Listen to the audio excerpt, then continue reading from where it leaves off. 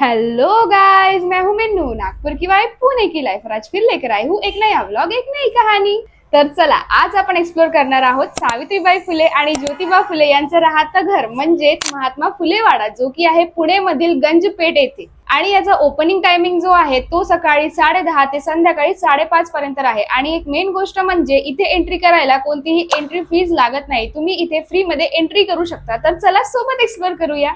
हा वाडा फक्त 4 भिंतीचं घर नव्हतं, इथे स्वप्न घडली, विचार उभे राहिले आणि एका नव्या समाजाची सुरुवात देखील झाली। चला तर मग आज जाण्याआधी एक नजर टाकूया वाड्याच्या बाहेरच्या परिसरावर। बाहेरच्या परिसरात ज्योतिबा फुले यांचा संपूर्ण जीवनपट इथे दर्शवला गेला आहे। त्यांच्या जन्मापासून ते त्यांच्या शेवटच्या प्रवासापर्यंत आणि त्यांनी केलेले समाजकार्य इथे सुंदरपणे रेखाटलं गेलेलं दिसतं।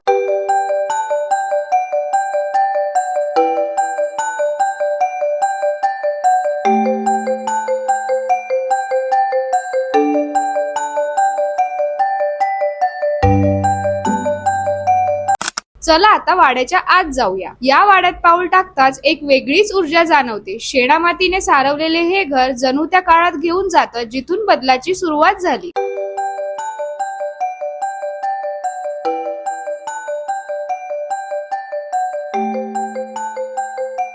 एंट्री करताच तिथली शांतता अगदी फील व्हायला लागली होती। हे आहे वाड्याचं अंगण, जिथे त्या काळात घरातील सगळं दैनंदिन जीवन चालायचं। हेच ते ठिकाण जिथे अनेक मोठे विचार जन्माला आले आणि समाज बदलण्याची सुरुवात झाली। इतकं साधं दिसणारं हे अंगण, पण इथं घडलेला इतिहास मात्र खरंच खूप मोठा आहे। ही जी विहीर तुम्ही बघताय ना, ती फक्त पाण्याची विहीर नाही, फक्त जातीमुळे त्या काळात काही लोकांना पाणी घेण्याचा हक्क देखील नव्हता, पण ज्योतिबा फुले यांनी ही विहीर सगळ्यांसाठी खुली केली। ज्या लोकांना समाजात पाणी प्यायलाही परवानगी नव्हती, त्यांच्यासाठी ही विहीर जीवनदायी ठरली आणि त्या एका निर्णयाने इथून समानतेची खरी सुरुवात झाली। चला आता इथले रूम्स एक्सप्लोर करूया। या वाड्यात एकूण 4 खोल्या आहेत। या खोलीमध्ये खूप सुंदर अशा पेंटिंग्स ठेवलेल्या आहेत।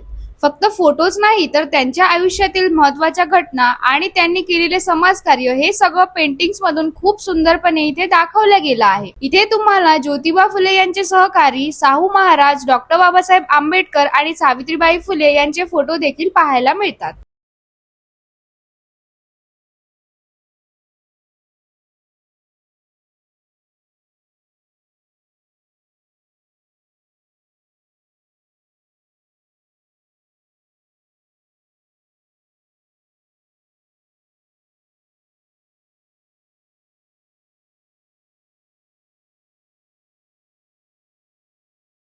सगळ्यात खास गोष्ट म्हणजे इथे ज्योतिबा फुले यांची मूळ हस्ताक्षर पाहायला मिळतात, ज्यामुळे हिस्ट्री अजूनही जवळून फील होते।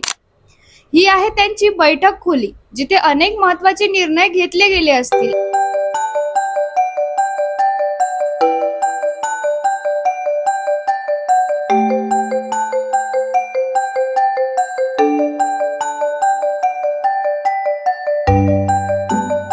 आणि इथेच आपल्याला ज्योतिबा फुले यांनी लिहिलेले मृत्यूपत्र देखील पाहायला मिळतं, जे त्यांच्या आयुष्याच्या शेवटच्या विचारांची एक झलक देतं। हे स्वयंपाकघर अगदी जुन्या काळाची आठवण करून देणारं आहे आणि इथेही फुले यांच्या जीवनावर आधारित पेंटिंग्स आहेत।